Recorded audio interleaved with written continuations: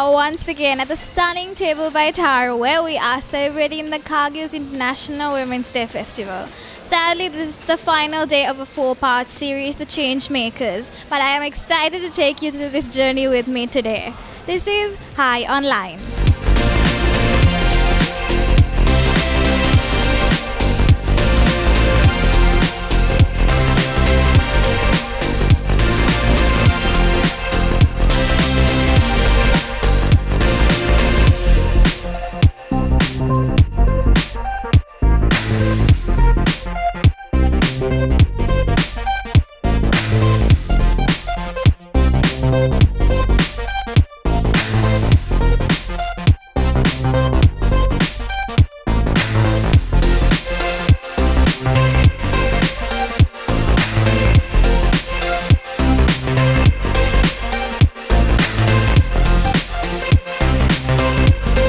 Hi, so we have the gorgeous Savitri with us once again. Hi, Savitri, how are you doing? Hi, I'm doing good, thank you. That's fantastic. So diving right into the topic. Today's session is about positive disruptors, and we actually had 2 sessions. So what can you tell us about today's topic? Okay, the first session was actually to showcase young women who have disrupted the status quo because with their various businesses, I think it's about a generation because I don't think I think the millennials and the Gen Zs are now just looking at the world they have and thinking that we need to change it, and that's what they're doing. So these 3 women have actually changed the way things work, and what is great about it is they echo that whole social and environmental consciousness. With Block and Dino in session 2, they have actually disrupted the way comedy is perceived in Sri Lanka, and they actually use comedy for social messaging, which in a very subtle way, with the laughs and everything, but they bring out that very strong social messaging. And I thought it would be good to find out how they do it, and also the fact that they portray women's roles, how do they see women in this current environment. So that was why we chose them for the second session. That's fantastic. So today the Changemakers is wrapping up. So how has it been so far? How successful has it been? And how do you feel? Firstly, elated and very tired because it's been 4 continuous Mondays of thinking of stuff and getting things sorted, and but it's just not been the Mondays. It was a lot of organizing before. But however, I think the festival has just gone really well because we chose 4 different subjects. We had varied panelists. I have learned a lot, and I'm sure the audience, the participants who were here, also learned a lot. My panelists have been excellent.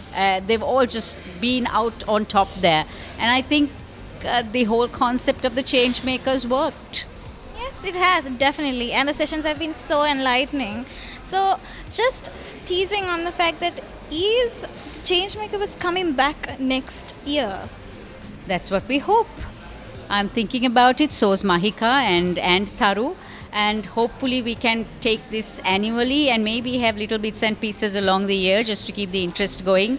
But definitely thinking about next year for the same time. That's amazing. Once again, that is the gorgeous Savitri with me. Thank you so much, Savitri, for having us for all these 4 days. Thank you for the support. That was very appreciated. Absolutely. Hi, I have with me the lovely Randula. How are you doing, Randula? I'm good. I'm very well. Thank you. That's lovely. I'm good. Thank you. So tell us a little bit about yourself and the work that you do for Hatch and Good Life X. Yeah. I was CEO of Hatch since its inception, and I'm now director of its board. And I formed my own company called Good Life X, which was doing a lot of work around sustainable startups. But from this year onwards, we have also expanded our line of work into SMEs as well, businesses, so entrepreneurs, big or small, who are working in the sustainable sector, disrupting natural value chains. So mostly food, agriculture, travel, wellness. These are type of businesses that we are keen to support and really create a merger between, the tech entrepreneurs and really the sustainable entrepreneurs to help Sri Lanka grow better. That is fantastic. So what can you tell us about the challenges that you have faced in your journey thus far? I think at Hatch, even before, I've worked with a lot of innovative communities, a lot of innovative people who want to really create change. And the constant challenge that I see and I encounter firstly is the mindset of how willing are people to really embrace change. Everybody's excited to embrace something innovative or to try something new. But when you're really setting out to going and doing it before anybody else has done it, doing something for the first time, that always is a challenge. Not just for the person who's doing it, but for the people around them. Because it's something new, it's something that you've never seen before, there's not much support around it, it's not even, something that you've tried and tested before. There is a lot of potential to fail. Is this okay? Are we okay? Are we going to be okay? So there's a lot of questioning, self-doubt that comes across the board that I've seen. And this, I think, getting out of that is, I think, challenge number one. And then comes the propaganda. When you're a change maker and a disruptor and doing something for the first time, you get a lot of no's. You get a lot of people who say that you can't, or that you're not the one to do it, or you're not capable to be doing it, or that simply it's not done before because it just can't be done, so you shouldn't. And these voices are really loud. So when you're really out there trying to do something for the first time, being a change maker, disruptor, don't buy into the propaganda. Find people who sees the possibility that you see and tie hands together to make it happen. Absolutely. So going on to talk about changes that you have made or been involved with that concern women inequality or even patriarchy. So these are not words that I really like to use. Because I don't look at things firstly in a gender lens, and I don't really like to see women in a sense that we are victimized or underempowered. I don't think that's true, but of course there is a construct in the society where women are not capable, or when we are mothers or midway in our career, we are not able to sustain a family, or we are not able to sustain a career, or we are just not heard in the boardroom. But I don't think this is just because you are a woman, but I think it's also because what we again have in our mind. So I think self-empowerment or being out there as a go-getter, regardless whether you're a man or a woman, I think it starts with you. So I don't think we can change the world if we don't change ourselves. So if you want to fight the patriarchy or fight how the narrative is in the society, don't play into it.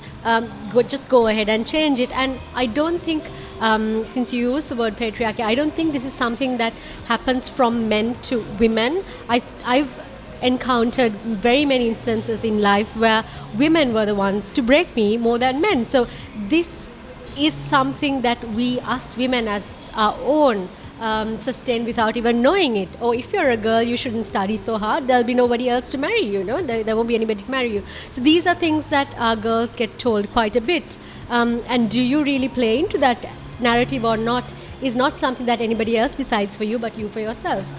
So I don't think that there is a fight with the outside world, but it is within you.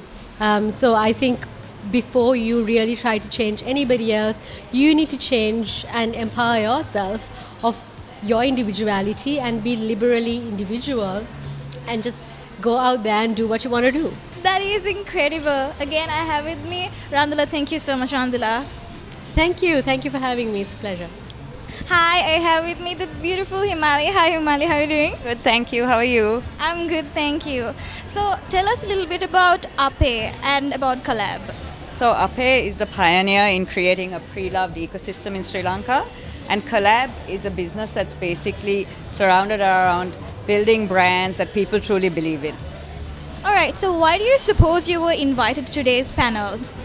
Because Ape is a disruptive concept, and it changed the status quo of how people view like pre-loved items in Sri Lanka. Alright, if you could go into detail about it. So a whole point of what I think people need to do is really sit and question how they view things. For example, I always explain Ape to people, anyone who's grown up in Southeast Asia, if you have a brother, a sister or a cousin, you won't hand-me-downs. So a pre-loved system is exactly the same thing. Lovely. So what advice would you give to our young viewers watching this? If you're trying to start a business, always look for a problem in the market and find a solution to address that. Thank you so much, Himali. No problem. Thank you for having me. Hi, so I have Block and Dino with me here. Hi, how are you guys doing? Good. Doing good. Good, man. Lovely. So, for the sake of the interview, what can you tell us about yourselves and about your brand? Well, Block and Dino, I think, started a couple of years ago. We started off doing videos for brands, and then now we have this thing where it's called entertainment, where we use entertainment and advertising, and we've coined them together. We entertain people as well as we use a brand message and communicate it to the audience. So yeah, we've been doing it for 2 years, and it's been pretty successful. So. Okay, and about your personal backstory. So we both went to two Catholic schools, Union Catholic schools, St. Peter, St. Joseph's. We've known each other for a long time. We've been involved with theatre for a long time before we got into this. We both also been in media. He was actually at Vijay Newspapers. He was head of digital, and I was heading a radio station, TNR Radio. So we've been involved in media for quite some time. And then there was an organic transition where we tried this out for one brand, and it worked. And we've been continuously doing these branded videos or advertainment-oriented content, as Gehan mentioned, over the last 2 years. So that's fascinating. So you were invited to join today's panel, which is Positive Disruptors. Why? Maybe because we, the way we portray female characters in our sketches.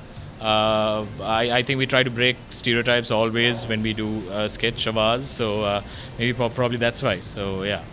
So in regards to your videos, you take turns in acting as women in your skits. What do you have in mind when you do so? So basically, it's a character portrayal. When we write our characters, we generally have a character arc. It's not about male or female. It's generally what the character intends to do and the objectives the character intends to achieve and the obstacles to it. As with any character, even in theatre.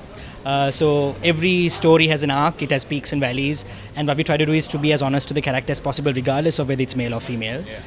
And the reason sometimes we we portray rather female characters is because of the fact that sometimes we have very short production timelines. So coaching someone or directing them to get what we want is a bit of an obstacle given the timelines we have. So we feel it's sometimes best to portray the characters ourselves. But what we try to do is try not to stick with the stereotypes that are kind of the general outline as society perceives it to be for women. And we try to break them or champion them in our storylines. And that way we've been able to actually change the narrative and break a lot of stereotypes and perceptions about how women are portrayed in videos. So women objectification and negative portrayals of women in Sri Lanka is very, very common, even in advertisements, in funny videos. Why do you suppose this is? I think it stems down from our schools, our institutions, our universities.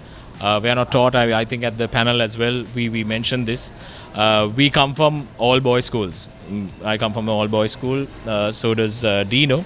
I think we are not taught to interact with females, girls our age. We're forbidden from talking to them. It's the same way with the girls, and the people who are responsible for that are the administrators at all these, Colombo and all these schools, where it's such a taboo thing to talk to a girl or talk to a boy, and because of that we forget we forget to respect each other. We forget to respect females, girls, women. We forget that, and the only thing we know after that is to make fun of them. And basically what we see in movies or what we see in porn, and because of that we lose all respect for females. We see females as a piece of meat. So fortunate for us, we were part of interact clubs and theatre and whatnot. So we met girls during school and after school, and because of that we learned there is more to them than what you see in movies or whatnot. So we learn to interact with them, we learn to respect them, and I think because of that we have to start at a very young age. We need to teach every boy out there to respect women from a very, very small age. So that's very important. So how do you break stereotypes, as you said before, or stop objectifying women, or encourage social messages through your platform? So basically what we try to do is we always try to have social messaging at least subliminally in our videos. An example is we had a video where we did for a supermarket brand where we said Hayan Pasaganu get the Hitapukale Kale, which means that no longer are women restricted to the household after 6 p.m. They're free to do whatever they want. They're free to be independent, to go out. In the same way, we also champion certain female characters. Like, for example, in one of our videos, we had the caretaker who inherits everything in the end. Or we have a mother who stands up against her kids who are trying to, like, get her property and get everything from her. So we always try to make sure that we kind of champion the female characters. Also, we talk about how things aren't what they are perceived to be or what people say they should be. It's actually different, and we should break those societal norms and stereotypes. And we try to do that with every video we do. That's amazing. And I have one final question that I know our viewers are dying to know. Where do you get the inspiration to do these videos? I think day-to-day life. I mean, that's our inspiration for all our videos. But I think more the female portrayals. I think the inspiration comes from my mom, my wife, his mom, and those are the people we draw inspiration from. So You don't ever feel like you're running out of creativity at any one point whatsoever? So far, so good. Yeah. If we do hit writer's block, we take a break and then kind of figure things out. But so far, we've got a lot of stories we've heard of or we've been inspired by, and as Gehan mentioned, like, there are a lot of strong female role models in our life who continue to inspire us. So I think that is something we gain inspiration from and will continue to gain inspiration from. That's amazing. So once again, that is the amazing Block Indino. Thank you so much, guys, for joining us. Thank you. Thank you. Thanks. Hi, I have with me the lovely Taru from Table by Taru. Hi, Taru, how are you doing? I'm doing very well, darling. Thank you for asking. Just not Table by Taru, there's Taru Villas also. Oh, lovely. Taru Villas, Table by Taru. Okay. All right. So if you could tell us what was the intended goal for the change makers and what has it been like organizing this event? To tell you the truth, I haven't organized anything except speak to the sponsors, get the food and beverage in order. Everything else was done by Savitri Rodrigo, Maljini, and our own Mahika. I did nothing. I must tell you that they have done a very, very good job. Oh, yes, they have. It has been a fantastic show so far. So has the Changemakers been as successful as you've anticipated? Yes, because we only wanted something like 30 tickets sold every day, but the demand has been such that we've stretched it to 40 and 48, and then it's become 50, but I see there's more than 50 people here today. So I would think that, yes, it has been a success. That's amazing. So what is next for the Changemakers? For next year definitely bigger and better. So I think that we are already thinking of maybe taking it to the south rather than keeping it in Colombo, and making possibly a weekend out of it, and taking all these ladies down to the south and show them what Taru Villas is about. Okay. That's fantastic. Thank you so much, Taru, for talking to us. You're very welcome. And with that, we are wrapping up the Changemakers, which has been a 4-part series held at the Stunning Table by Taru. I am enlightened and I'm inspired, and I hope you were right here with me, learning as much as I did. Thank you so much for tuning in. I am Ninuri Asalia, and this is High Online.